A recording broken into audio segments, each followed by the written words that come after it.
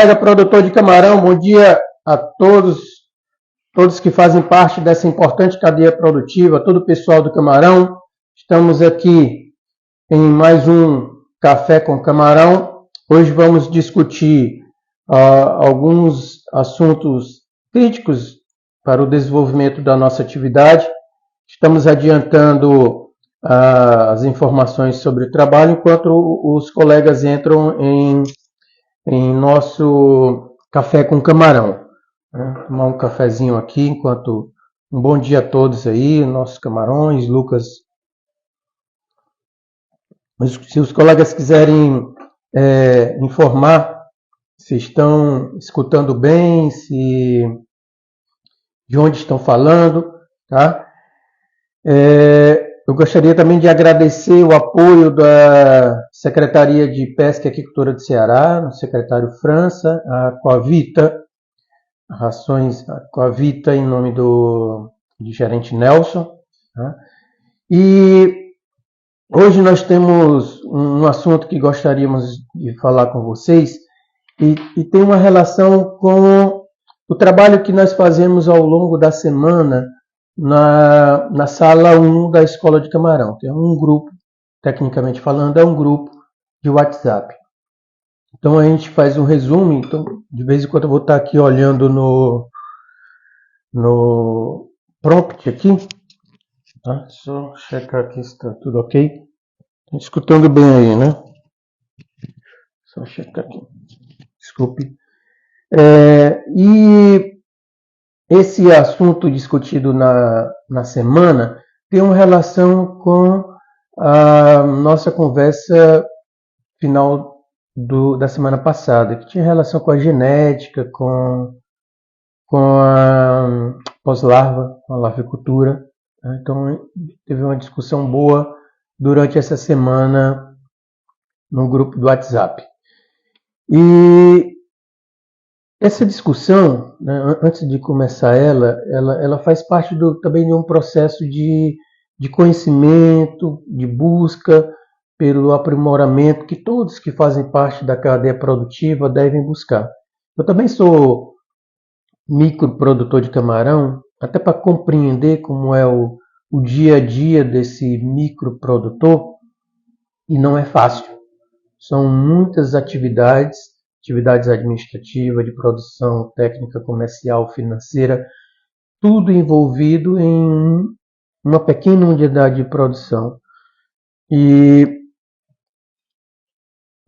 isso dificulta muito a busca pela melhoria devido à escala de produção daquela pequena propriedade. Então, a busca de melhoria, em alguns momentos, não tem uma escala de produção que permita essa busca da melhoria. Tocando nesse assunto da busca de melhoria, eu lembro que, vou contar uma historinha enquanto o pessoal não está entrando aí. Eu lembro que a minha primeira atividade como aluno lá em 88, eu tive a oportunidade de fazer um estágio com hoje o professor Vinatea, que é uma referência em manejo ambiental, em água e solo, uma fazenda de Acaraú, né, de seu Zé Rubens, do Divino Artemisa. E desde aquele momento eu fui treinado e fui orientado a sempre estar buscando conhecimento no camarão, porque é um conhecimento de uma dinâmica muito grande, né? Hoje a verdade é uma coisa, amanhã essa verdade não é totalmente certa. Então, daquele momento até hoje, eu aprendi muito com as pessoas que estão dentro das fazendas, gerenciando, os técnicos, os profissionais. E isso é importante, a gente contar essa história para recordar que a todo momento o profissional, o produtor deve buscar esse conhecimento.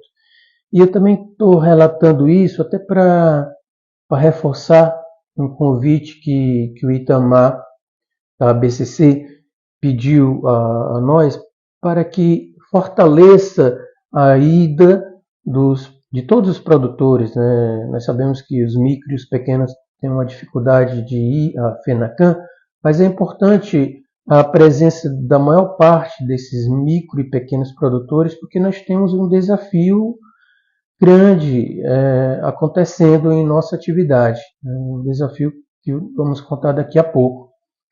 Não é uma historinha muito fácil, mas nós, como diretor técnico da PCC, nós coordenamos uma caravana junto com o Sebrae, não teve muito público, então vamos mudar um pouquinho a estratégia dessa caravana, porque por alguma razão, talvez cultural, não sei, os micro e pequenos produtores, onde o Ceará representa mais da metade da produção do Ceará, do Brasil, não se interessaram em ir ainda, né? A gente não sabe qual estratégia vai ser empregada para a FENACAM, que acontece agora na metade de novembro. Então esse era um recado importante.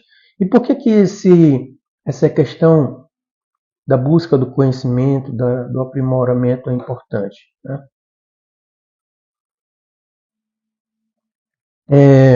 Como eu falei na história lá, contando desde o primeiro momento, quando eu era ainda estudante lá em Acaraú. Hoje nós temos um grande desafio e o nosso camarão parece ser um grande herói, porque ele enfrenta, eu lembro desde esse primeiro momento, muitos desafios nesse processo da nossa carcinicultura. E hoje nós temos, e por isso que o Itamar também pediu a presença da maior parte dos produtores, porque nós temos aqui em nossa vizinhança o Equador, né, com a perspectiva de produzir esse ano talvez 1.500.000 toneladas. De olho no mercado brasileiro, nós já falamos o potencial do mercado brasileiro. Se cada brasileiro consumir 2 quilos de camarões, o Equador tem condição de ofertar esse camarão para o nosso mercado umas 3 vezes ou mais. Então, vê aí o dilema que nós temos no processo de comercialização. Você está lá produzindo na sua fazendinha, na sua micropropriedade, sua pequena propriedade, que hoje 80% dos nossos produtores estão nessa categoria, e com um país grande produtor aqui na nossa vizinhança, bem próximo, né? Não é vizinho geográfico, mas é bem próximo. E com capacidade de atender o nosso mercado aí umas 3 ou mais vezes, com o volume de produção que eles possuem. E não dá para você, como um Zé, um João, uma Maria, que está lá na sua fazendinha, fazendo todo o esforço do dia a dia do negócio do camarão, conseguir competir com um país que só um produtor produz mais do que um município todo aqui no Ceará, ou mais de um município, né? Juntando aí 100 micro e pequenos produtores, não dá um produtor no Equador. Então, esse ganho de escala no mercado, eles acabam sendo mais competitivos. E isso é um risco que nós corremos na comercialização, porque a gente está nessa batalha para tentar frear essa importação. Mas também corremos o risco sanitário. Eles já têm uma dinâmica de trabalho devido à sua escala de produção, que nós vamos comentar daqui a pouco. Há um trabalho genético, um trabalho produtivo com as enfermidades que estão dentro do processo produtivo dele. Nós temos uma dificuldade estratégica e operacional para trabalhar com o nosso amigo da Fazenda Aquasanta, falando, Equador tem uma cultura bem implantada na carcinicultura, as condições ambientais, legislação, enfim, tudo, né? Então, a conjuntura do Equador possui uma competitividade nesse questão do camarão muito grande. Nós não temos uma competitividade de hoje, né, de vencer eles. Infelizmente, devido a várias questões, inclusive a legislação trabalhista, ambiental, enfim, uma burocracia que temos no país que perde um pouco da nossa competitividade, né? Nós temos um mercado grande, eles não têm esse mercado. Eles têm uma grande produção. Daqui a pouco estão produzindo 1.500.000 e daqui a pouco querem ir para 2 milhões. Além dos preços baixos de óleo, diesel. Aqui nós temos a Enel, que dá esse subsídio aí, né, Rick? Tem esse subsídio ao contrário. Então, uma introdução a essa história no assunto que discutimos essa semana lá no grupo. E por isso que é importante o fortalecimento do trabalho dos pequenos, dos micros. Né? Nós estamos fazendo esse trabalho com a diretoria da PCC, né? Coordenada pelo Luiz Paulo. Eu, como diretor técnico, a gente está tentando, mas não é fácil. É necessário que os produtores, aqui a gente faz esse trabalho, mas é necessário que a gente crie, mesmo você não saindo da sua fazenda, mas a gente cria um mecanismo de ouvir, de discutir, de tentar aprimorar constantemente a nossa cadeia produtiva, para que a gente possa ter competitividade diante do Equador. Não é fácil. Tá?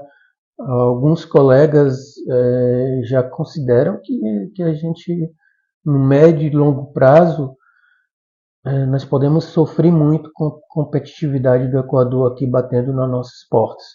Nós somos, grande parte, micro e pequeno, e até os grandes aqui não tem uma condição de vencer no mercado Equador. Ó, um cafezinho aí para... Muito obrigado pela presença de todos, tá? Nessa semana a gente discutiu no grupo lá do WhatsApp. Começou com um colega, né, que postou. Eu vou ficar pegando aqui o caderninho que eu fiz o resumo, tá? Queria uma paciência de vocês aí. Um colega que postou alguns camarões com deformidade na parte final do corpo dele. Os camarões estavam sendo despescados. É um sinal assim visual, de uma forma presuntiva, que possa ter uma presença do vírus, IHHNV, uma deformidade no corpo, né, RDS, e até provavelmente poderia ter algum nanismo naquela população. Tá? Do aspecto visual que o colega colocou lá no grupo para discussão no WhatsApp. Esse diagnóstico presuntivo é importante, mas o diagnóstico é como uma investigação, uma peça de quebra-cabeça que envolve várias ferramentas, até chegar na ferramenta mais sensível, que seria o PCR. Nós vamos, ao longo do pegado aí do ano, nós vamos falar mais um pouquinho disso daí. Tá? Mas o fato é que ele postou isso. E aí começou uma certa discussão no grupo, né, alguns falando do que era possível ser, e que provavelmente isso, como é de se esperar nesse caso aí com IHHNV, com esses nanismos, provavelmente seja uma questão lá no banco de reprodutores. E aí essa questão lá no banco de reprodutores necessita ser melhor investigado. Aí, na lavicultura, no entreposto, é possível se trabalhar enviando amostras para análise de PCR. Nós temos alguns laboratórios nas universidades parceiras do setor que podem fazer essa análise de PCR. Tá? De uma maneira simplificada para os colegas aqui, com a análise de PCR eu posso identificar se eu tenho ou não a presença do vírus que está causando aquele problema lá no produtor, ainda no banco de reprodutores. Tá? Eu retorno já a essa sua observação, tá, Henrique? Só para concluir aqui o pensamento. E nessa avaliação PCR eu consigo fazer um trabalho na larvicultura de melhor seleção no meu banco de reprodutor, nas minhas larvas e nas pós-larvas que eu vou fornecer aos meus clientes, que são os fazendeiros. Daqui a pouco eu retorno a essa discussão do meu cliente, da larvicultura e da fazenda. Né? E aí os colegas foram falando, hoje a gente já tem um PCR quantitativo, que é possível quantificar não só se tem ou não a presença do vírus, mas a carga viral desse vírus, e isso facilitaria o trabalho lá na fazenda de evitar essas doenças que ainda não são grandes. Um colega falou, por exemplo, que no caso do Equador, quando ele tinha lá, uma grande fazenda ia fazer uma compra de 15 a 20 milhões de PL. Então, o que ele fez? Enviou os técnicos da fazenda para avaliar o plantel que ele iria comprar de algumas larviculturas. Né? Então, desde o histórico da larva, passando por todos os estágios, até chegar no estágio de pós-larva, toda análise morfológica e análise de desempenho zootécnico na larvicultura, das larvinhas, para ele considerar quais seriam os tanques que ele ia comprar. Então, essa relação da fazenda com a larvicultura é muito próxima, né? E nós já tivemos uma relação maior em nosso setor. E isso facilita muito a relação comercial, como outros colegas discutiram, que falta hoje na situação brasileira. Um colega lá na discussão, estou relatando aqui um resumo da história na semana. Quem não está no grupo pode depois pedir acesso lá, o link aqui, passar um direct no Instagram, que eu coloco lá o link. Esse é um grupo para pessoal que já é profissional, que está produzindo, é fornecedor. É possível que tenha alguns alunos, mas com os alunos, estudantes mesmo de universidade, a gente vai fazer um outro grupo. Fazendo uma ressalva aqui, bom dia, secretário, tudo bem, França? Além do grupo da Escola de Camarão, que nós estamos organizando lá no YouTube, é importante que você acompanhe o nosso trabalho lá, que estamos reorganizando o conteúdo de tudo que nós falamos e tudo que nós produzimos. Então você lá segue, envia para algum colega que não está tendo conhecimento disso, né? E dá uma curtida lá para tentar a gente melhorar esse nosso canal de comunicação, né? Eu considero praticamente um dos únicos. Então o que a gente tinha, voltando aqui à nossa relação larvicultura-fazenda? Um colega relatou, um dos produtores mais antigos aqui do Ceará, relatou que antes, lá no início dos anos 2000, existia uma relação muito forte. Eu acho que a gente tinha uma quantidade menor de fazendas. As fazendas eram grande parte média e grande. A larvicultura acompanhava o processo antes da venda, na venda e até ia acompanhando em determinada situação a larva, né, tinha um técnico e fazia o trabalho de pós-venda. Então existia essa relação muito próxima, comercial e técnica, né, os resultados da fazenda, do desempenho daquela população, voltava para a larvicultura para orientar o trabalho genético de melhoria da larvicultura. Então a relação era muito próxima.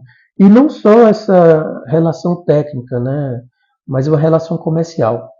Só que a nossa atividade foi crescendo, a tipologia dos nossos produtores, né, a característica dos nossos produtores foi modificando. Hoje, em número, grande parte são micro e pequenos produtores, o nível de conhecimento já é um pouquinho diferente. E aí nós criamos um gargalo que foi relatado, inclusive, pelo pessoal da larvicultura, lá do grupo, né? Então a gente tem esse gargalo comercial e tecnológico que complica a melhoria desse ponto importante na genética do nosso camarão, né? Eles falaram lá que tem alguns trabalhos aqui no Brasil já com crescimento de 2 gramas por semana, de 1,5 grama, até de 3 gramas, né, foi relatado por semana, que é uma coisa que está mais comum lá no Equador, esse grande crescimento semanal, esse trabalho genético. Só que no Brasil a gente tem devido a essa dispersão, ainda não encontramos o melhor caminho para essa relação comercial tecnológica, larvicultura fazenda. Então temos esse gargalo. Isso resulta no final na perda de desempenho zootécnico, na perda de desempenho na mortalidade, na perda de desempenho no fator de conversão alimentar, né? Que foi o relatado no início da conversa lá na terça-feira com o colega que postou a foto com esse camarão deformado, né? Ó, o Henrique está falando, né? Lembrando que pode tirar o doutor aí, por somos da mesma época, Henrique, por favor. As PLs eram bem maiores que as de hoje. A ração também, né? Densidade da agricultura era diferente praticada hoje. Então, isso é verdade, Henrique. Tinha uma conjuntura também de larvicultura diferente. Hoje nós temos entreposto, tem uma quantidade grande de pequenas larviculturas e que foi muito relatado, inclusive com pessoas mais antigas lá na larvicultura, desse gargalo, dessa relação entre a larvicultura e a fazenda, que é diferente aí quando a gente está falando do ano 2000, né, como o Henrique falou, do 2010 e agora 2023. E isso, nós temos aqui um concorrente fungando no nosso cangote aqui, o Equador, com 1.500.000 toneladas. E o Brasil com esse mercado consumidor enorme que ele está de olho. Tá? O comércio internacional não está tão bom, né? A Índia também está produzindo bastante, mas a Índia está tentando voltar para o mercado interno e o Equador não tem mercado interno. Então nós estamos falando de PL, que é uma coisa importante para toda a cadeia produtiva, e por mais que a gente cresça com novas fazendas, novas micro e pequenas fazendas, né, que é mais fácil de ser construída, o que a gente observa, pelo menos na região leste, onde eu estou, do Ceará, é fácil de ser construído. E hoje eu vivencio o que é uma micropropriedade. Não é uma coisa assim tão fácil, né? Tem muitas dificuldades. Então eu estou falando lá do vírus, mas eu estou lá dentro da propriedade. E hoje é diferente, como o Henrique relatou aí, dos anos 2000, 2010, e a gente precisa resgatar esse ponto. Esse ponto é que tem muitos pontos do nosso setor que a gente costuma culpar o outro. A gente teve um problema na fazenda, a gente vai culpar a larva, a ração, o probiótico, não sei o quê. Mas grande parte da responsabilidade está lá nas nossas mãos. Nós que precisamos buscar compreender, entender quais são os problemas que estão acontecendo no nosso sistema de produção, naquele viveiro específico, naquele ciclo de produção específico, para tentar construir as soluções. Hoje, dentro da cadeia produtiva, nós temos uma quantidade grande de profissionais que podem colaborar com as soluções. Essa é a ideia da nossa escola, né? Nós estamos lá na batalha, que avançamos mais uma semana. Toda semana eu fico aperreando lá o pessoal de Brasília para dar estrutura de trabalho física e presencial para esse trabalho que nós estamos fazendo aqui num meio remoto, né? Mas a dinâmica de Brasília é um pouquinho diferente da nossa dinâmica aqui do dia a dia da fazenda. Mas nós estamos lá na batalha grande. E vencemos mais uma etapa e estamos... É uma jornada que eu sempre vou estar trazendo para vocês aqui até a gente vencer. O fato é que nós temos esse gargalo que foi relatado grande parte da semana lá no grupo, lá na sala 1 da escola. O mercado é uma coisa que tem uma força grande. Não tem como a gente ir contra a força do mercado. E tem esse mercado de larva que está nessa situação. Essa relação hoje não é tão boa assim. Como que a gente vai buscar? Lógico que não é todo o Equador, como o colega falou, mas como que nós vamos buscar um crescimento de 2 gramas por semana? Com a quantidade de desafio que o nosso herói lá, o nosso camarão, tem no dia a dia do setor produtivo. Nós precisamos melhorar essa relação fazenda, larvicultura. Assim como também a ração, né? É interessante a gente melhorar essa relação, porque a fazenda tem um corpo técnico, um corpo científico que pode construir dietas, estratégias de alimentação com aquele alimento que ele vai fornecer para vocês, da melhor forma possível, otimizando o processo de produção. Mas é necessário que essa relação seja construída. Alguns colegas relataram, né, que hoje é muito fácil o vendedor estar mais no WhatsApp do que presencial. Mas hoje nós temos milhares de fazendas, a abrangência geográfica é muito grande. Eu mesmo, antes eu fazia um trabalho mais presencial, mas hoje só que no Ceará, de cada 3 municípios, a gente tem um município que produz camarão. Como que eu posso estar rodando o tempo todo? Imagino também o colega que é o vendedor de pós-larva, de ração, e muitas vezes se questiona só que ele está visando a questão comercial da venda, mas ele precisa ter qualidade do produto. Então, hoje a gente pode utilizar essas ferramentas remotas devido à abrangência geográfica do nosso setor. Imagine estar no Nordeste todo. Só no Ceará estou falando de mais de 60 municípios. Como que a pessoa vai rodar esse tempo todo? Mas existem mecanismos de juntar essa relação e melhorar essa relação para que a gente possa ter um melhor desempenho zootécnico, baseado em um plano genético melhor construído. Tem capacidade tecnológica, hoje o mundo tem. Se a gente não tem. Aqui mesmo no Ceará, a gente tem consultores genéticos que estão trabalhando fora do Ceará, fora do Brasil, né, fazendo trabalho lá no Equador e que a pessoa também trabalha no mesmo grupo aqui no Brasil. Então hoje é fácil você ter um profissional que está atuando no mundo e que possa vir a colaborar aqui no Brasil com esse plano genético e nutricional, de manejo, de probióticos, de tudo. Só precisamos estar fortalecendo o nosso setor e quem vai fortalecer somos nós. Nós que fazemos parte da atividade com conhecimento, né? Como eu falei, aquilo que eu aprendi lá em julho de 88, quando eu estava na fazenda do Livino, lá na Artemisa, com o biólogo que hoje é o professor Vinateia, lá mostrando, e também com os técnicos lá, o Moacir, o Raimundinho, assim como o Walter Nassina, vários outros profissionais que muitas vezes não sentaram nem tanto tempo no banco escolar, mas que sabiam que no camarão sempre tem que estar aprendendo.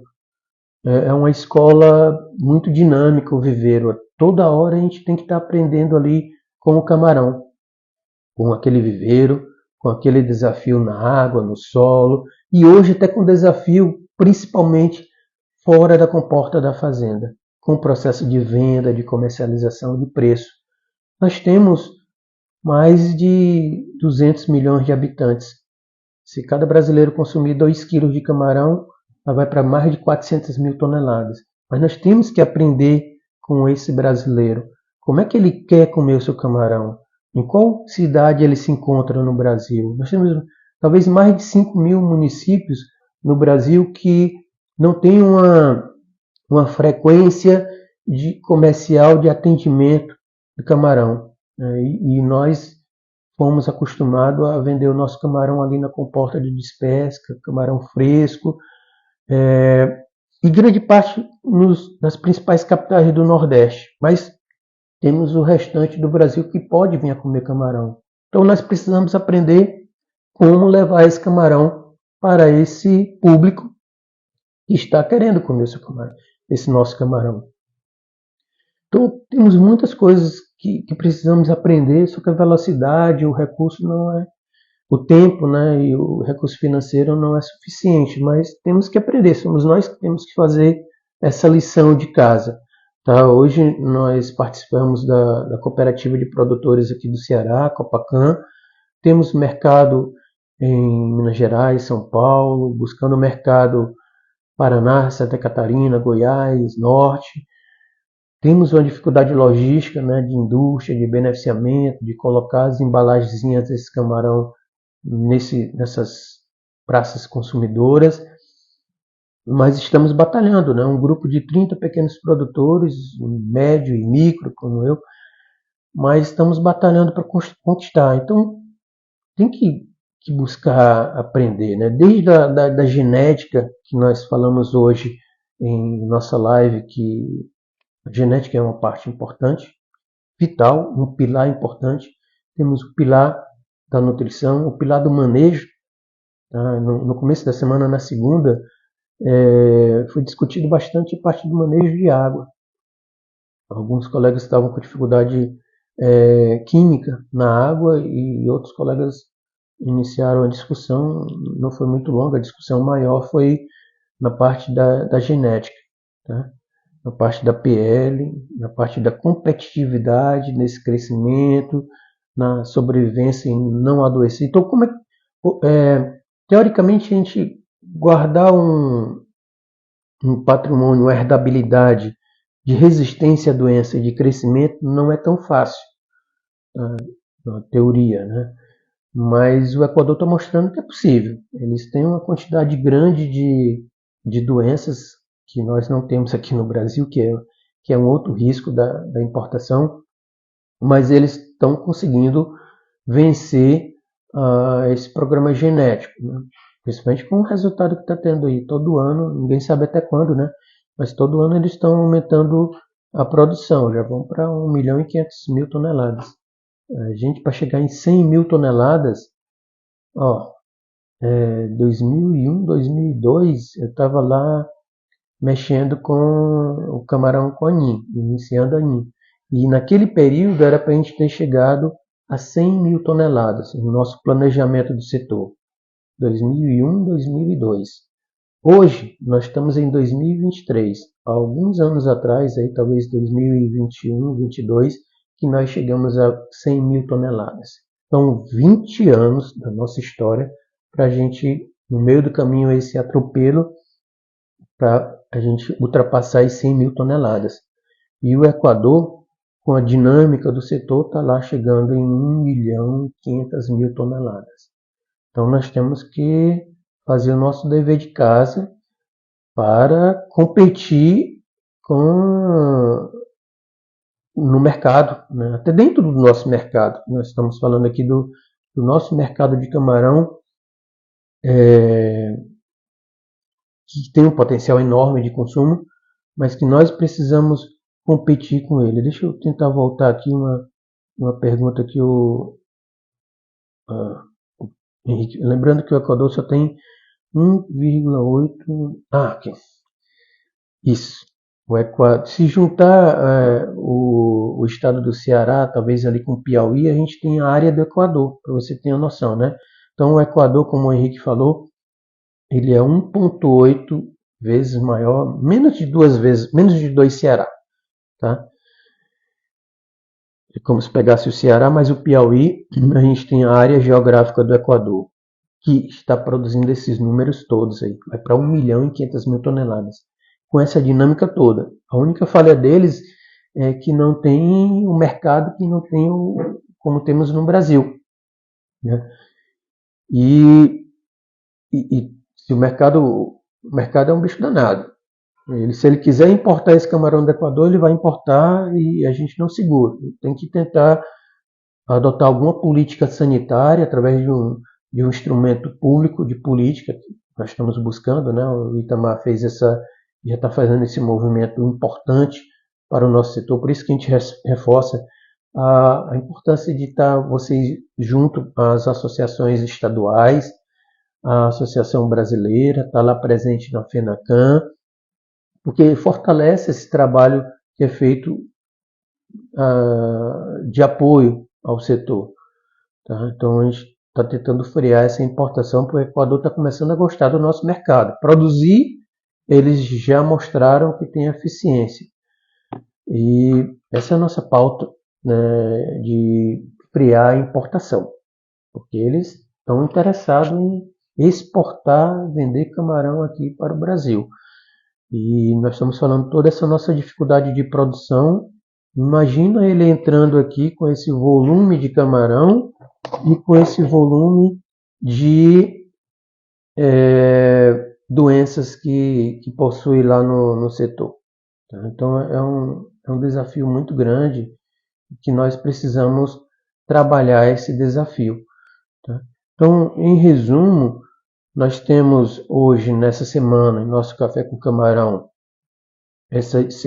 esses gargalos tecnológicos que foi levantado lá no grupo, né? Semanalmente a gente vai fazendo o trabalho lá no grupo, na sala 1, a gente já está construindo a sala 2, está tentando construir essa escola do ponto de vista físico, né? Ter lá os reagentes para analisar, ter as outras instituições que possam dar o suporte de conhecimento tecnológico, científico, né? Os demais elementos da cadeia produtiva, a gente poder estar participando também o produtor atrás do conhecimento. Então, o produtor tem que ter uma fome de conhecimento. Ele tem que, para a gente vencer essa guerra, essa batalha, ajudar o nosso heróizinho lá, o nosso camarão, ele depende da gente. Depende da gente como profissional, depende da gente como produtor de camarão. Então, ele é um grande herói, o nosso camarão, mas ele precisa trabalhar junto com a nossa força. Junto, os dois, né, o camarão e nós conseguimos vencer essa batalha. É uma batalha que no momento a visão que temos é que eles estão mais fortes, mas que nós temos condição de vencer essa batalha. Mas é preciso aprender a lutar com as ferramentas que nós temos disponíveis. Então, ainda temos a próxima semana antes da FENACAM, por isso que a gente vai estar aqui reforçando o convite lá do Itamar a participar da feira. E vou tentar construir um outro programa para somar essa escola de camarão, mas para quem não está lá no grupo do WhatsApp, onde a gente tem essa discussão mais diária, pode solicitar o link. Tá? Para alunos de instituições tradicionais de ensino, nós vamos criar um outro grupo, tá? Para não entrar e tumultuar lá no grupo, tá bom? Então, hoje eu agradeço muito o tempo que vocês dedicaram aqui, os minutos, né? Eu sei que no domingo o pessoal tem muitas atividades aí, mas quem passou aqui algum minutinho, tudo, a gente agradece e vamos salvar e colocar lá também no YouTube da Escola de Camarão. Dá uma visitinha lá, nós estamos organizando esse material, tá bom? Então, um bom domingo a todos e fiquem com Deus. Tá bom? Obrigado. Vou pedir licença aqui para fechar a sala de hoje. Tchau, tchau.